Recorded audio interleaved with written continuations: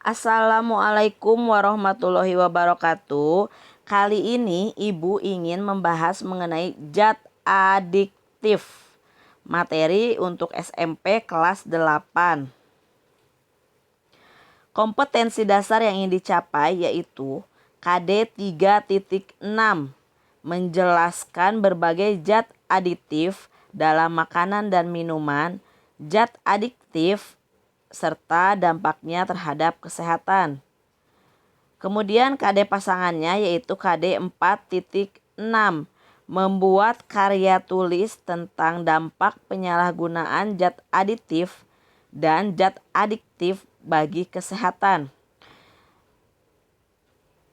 Adapun tujuan pembelajaran yang ingin dicapai yaitu menjelaskan pengertian zat adiktif, membedakan jenis-jenis zat adiktif, menganalisis cara kerja zat adiktif dalam tubuh, menganalisis dampak negatif penggunaan zat adiktif, menganalisis upaya-upaya yang dapat dilakukan untuk menjaga diri dari bahaya narkoba, dan membuat tulisan tentang dampak penyalahgunaan zat adiktif bagi kesehatan. Sebelumnya, di video sebelumnya Ibu sudah membahas mengenai zat aditif dan bahayanya. Kali ini tujuan yang ingin dicapainya terfokus kepada zat adiktif. Apa bedanya? Kita lihat. Sebelumnya Ibu sajikan dulu peta konsep zat adiktif. Nah, zat adiktif dibagi menjadi narkotika, psikotropika, dan zat psikoaktif. Zat psikoaktif dibedakan lagi menjadi alkohol, kafein, dan nikotin. Jadi apa itu zat adiktif?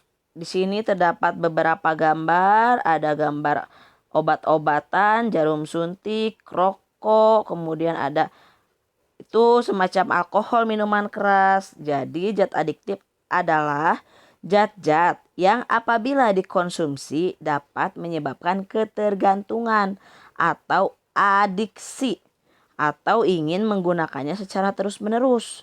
Jadi merasa ketagihan hingga tidak bisa lepas dari zat adiktif tersebut. Apa sih efek penggunaan zat adiktif? Efek penggunaannya ada dibagi menjadi stimulan, depresan, halusinogen. Sekarang Ibu bahas mengenai stimulan. Stimulan merangsang fungsi tubuh dan meningkatkan kegairahan serta kesadaran. Contohnya di sini ada gambar, ini kopi. Kemudian depresan, menekan sistem saraf pusat sehingga pemakai merasa tenang, bahkan bisa membuat pemakai tidur dan tak sadarkan diri. Ini contohnya seseorang sedang meminum alkohol. Halusinogen, efek utamanya adalah mengubah daya persepsi atau mengakibatkan halusinasi. Ini contohnya ada tablet ya, obat-obatan. Nah, sekarang kita bahas mengenai narkotika. Narkotika ialah zat atau obat yang berasal dari tanaman atau bukan tanaman yang dapat menyebabkan penurunan atau perubahan kesadaran, menghilangkan rasa nyeri, dan dapat menimbulkan ketergantungan. Bisa dilihat di sini terdapat gambar-gambar yang termasuk ke dalam narkotika. Gambar pertama ada ganja, daun ganja ya. Kemudian ada sabu, ekstasi, riklona, alprazolam, trihex, tembakau gorila, dan mushroom. Sejenis jamur ya, mushroom, jamur yang mengandung zat yang bisa menyebabkan ketagihan. Adapun jenis-jenis narkotika dibagi menjadi 3 golongan, yaitu golongan 1 dapat digunakan untuk tujuan pengembangan ilmu pengetahuan, tidak digunakan dalam terapi, mempunyai potensi sangat tinggi mengakibatkan ketergantungan. Contohnya heroin, kokain, opium, ganja, jicing, katinon, MDMA atau ekstasi dan lainnya. Ini contoh gambarnya yang termasuk ke dalam narkotika golongan 1. Golongan 2 berkhasiat untuk pengobatan namun digunakan sebagai pilihan terakhir. Dapat digunakan untuk terapi dan mempunyai potensi tinggi mengakibatkan ketergantungan. Contohnya morfin, petidin, fentanil, dan metadon. Ini gambar dari narkotika golongan 2. Golongan 3 berkhasiat untuk pengobatan. Banyak digunakan dalam terapi, mempunyai potensi ringan mengakibatkan ketergantungan. Contohnya kodein, buprenorfin, etilmorfina, nikokodina, polkodina, propiram, dan ada 13 macam lainnya yang termasuk ke dalam beberapa campuran lainnya. Ini contohnya ya, gambar dari narkotika golongan ketiga. Psikotropika. Psikotropika gambar tablet atau obat-obatan ya. Jadi apa itu psikotropika? Psikotropika adalah zat atau obat yang dapat menimbulkan reaksi berupa halusinasi, ilusi, gangguan cara berpikir, perubahan perasaan yang tiba-tiba, dan menimbulkan rasa kecanduan pada pemakainya. Nah, jenis-jenis psikotropika yang pertama ada golongan 1. Golongan 1 digunakan hanya sebagai pengetahuan saja, menyebabkan halusinasi, merubah perasaan secara drastis, menimbulkan kecanduan yang mengarah pada kematian. Kemudian contohnya LSD, dom, ekstasi, dan lain-lain. Sangat berbahaya sekali ya. Ini contoh dari psikotropika golongan 1. Berbagai macam bentuk tablet yang jika kalian tidak berhati-hati itu mungkin saja dijual bebas, terkandung dalam permen atau lainnya. Jadi harus berhati-hati dalam memilah dan memilih makanan. Kemudian golongan 2. Golongan 2 memiliki risiko ketergantungan yang cukup tinggi. Sering dimanfaatkan untuk menyembuhkan berbagai penyakit, namun harus sesuai dengan resep dokter.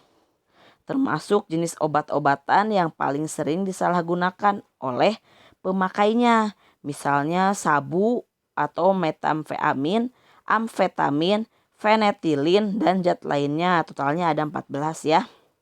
Ini contohnya dari psikotropika. Kemudian jenis-jenis psikotropika lainnya ada golongan 3. Tadi golongan 1 dan 2. Sekarang golongan 3. Golongan 3 memberikan efek kecanduan yang terhitung sedang. Jika dipakai dengan dosis berlebih, tubuh tidak bisa terjaga dan tidur terus sampai tidak bangun-bangun. Bisa menyebabkan kematian. Contoh dari zat golongan 3 diantaranya adalah mogadon, buprenorfina, amorbarbital, dan lain-lain. Ini contoh dari mogadon dan buprenorfina. Sedangkan golongan 4 yaitu memiliki resiko kecanduan yang kecil. Bisa menimbulkan efek samping yang berbahaya termasuk kematian. Contoh dari golongan 4 diantaranya Lexotan, pil koplo, sedativa atau obat penenang, hipnotika atau obat tidur, diazepam, nitrazepam, dan lain-lain. Ini contoh dari psikotropika golongan keempat. Di sini ada gambar kondisi yang akibat penyalahgunaan narkoba. Kondisi seseorang di mana jika dia sudah terpengaruh oleh narkotika. Adaptasi tubuh. Jadi tidak bisa lepas. Dibutuhkan dosis yang semakin meningkat untuk memperoleh efek yang diinginkan. Jadi ketika seseorang sudah mengkonsumsi narkotika, sekali mengkonsumsi, dia ingin terus mengkonsumsinya dan dosisnya itu semakin tinggi. Karena dia merasa ingin mendapatkan efek yang lebih. Kemudian overdosis. Nah, lama-kelamaan bisa berakibat overdosis hingga hilang kesadaran, pola pikirnya terganggu, perasaan, persepsi dan perilakunya pun menjadi terganggu. Kemudian jika putus mengkonsumsi narkoba atau akan terjadi sakau. Jadi akan merasakan gejala sakit yang luar biasa terhadap tubuhnya. Kemudian dapat menyebabkan penyakit gangguan jiwa, TBC, hepatitis, bahkan HIV ataupun AIDS. Nah, kemudian akan terus mendapat dorongan yang sangat kuat untuk terus memakainya. Meskipun sudah lama tidak menggunakannya. Jadi jelas sangat berbahaya sekali karena betul-betul menyebabkan ketagihan atau kecanduan yang luar biasa. Ciri fisik pengguna narkoba bisa dilihat ya jika seseorang mengkonsumsi narkoba dari ciri fisiknya.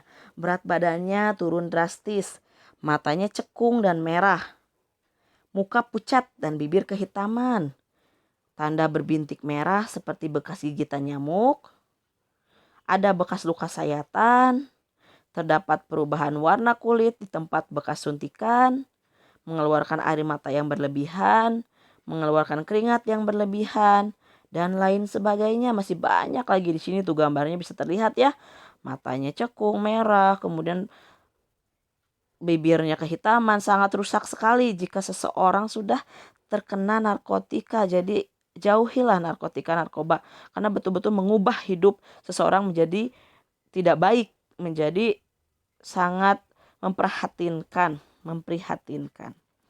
Dampak negatif penyalahgunaan narkoba. Dampak fisiknya kejang-kejang, halusinasi. Kemudian gangguan kesadaran, gangguan pada kulit atau dermatologi seperti penanahan atau abses, alergi, eksim, sering sakit kepala, mual-mual, dan muntah. Tertular penyakit seperti hepatitis B, C, dan AIDS yang disebabkan oleh virus HIV ya.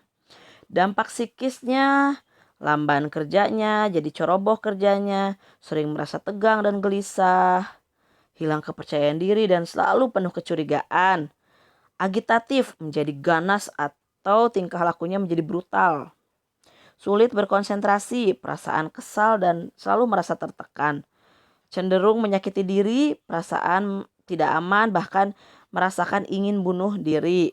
Itu dampak psikis. Sangat berbahaya sekali ya. Dampak negatif penyalahgunaan narkoba di lingkungan sosialnya, gangguan mental, antisosial, asusila, dikucilkan oleh lingkungan. Kemudian merepotkan dan menjadi beban keluarga. Pendidikan menjadi terganggu, masa depan pun menjadi suram.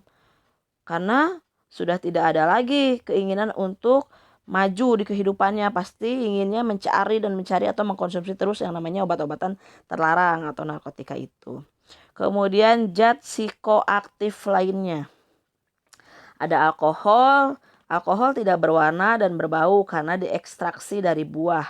Kadar alkohol tinggi dapat menyebabkan ketagihan, bahkan ketergantungan. Menyebabkan masalah kesehatan secara fisik maupun psikologis. Misalnya mudah marah atau mudah tersinggung. Dapat menyebabkan kerusakan otak. Ini contoh dari alkohol. Kemudian nikotin membuat kecanduan, menyebabkan tekanan darah menjadi tinggi, mengandung tar yang membahayakan bagi tubuh. Misalnya membuat warna gigi menghitam serta memicu kanker. Ini rokok nih, hati-hati ya, nikotin itu terdapat pada rokok. Kemudian kafein menyebabkan ketergantungan.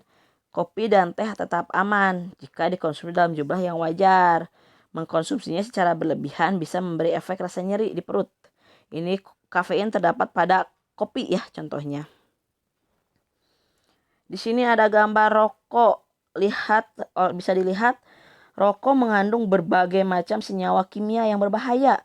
Ada tar, nikotin, asam asetat, formalin, geranol, hidrogen cyanida, aseton, toluen, kadmium, metanol, hidrasin, karbon monoksida, urea, naptalin, asam asetat, semuanya ini adalah senyawa-senyawa kimia yang berbahaya jika terus-menerus dikonsumsi dan masuk ke dalam tubuh. Tar bisa merupakan sisa pengolahan minyak bumi. Kebayang kalau terus-menerus masuk ke dalam tubuh kalian, tubuh kita atau tubuh siapa saja itu akan lama-kelamaan menjadi rusak. Oleh karena itu, sebisa mungkin jauhilah atau jangan sampai merokok. Jika sudah terlanjur merokok, bisa sedikit demi sedikit berkurang atau bahkan berhenti. Semoga penjelasan Ibu kali ini sangat bermanfaat buat kalian semua. Terima kasih banyak. Assalamualaikum warahmatullahi wabarakatuh.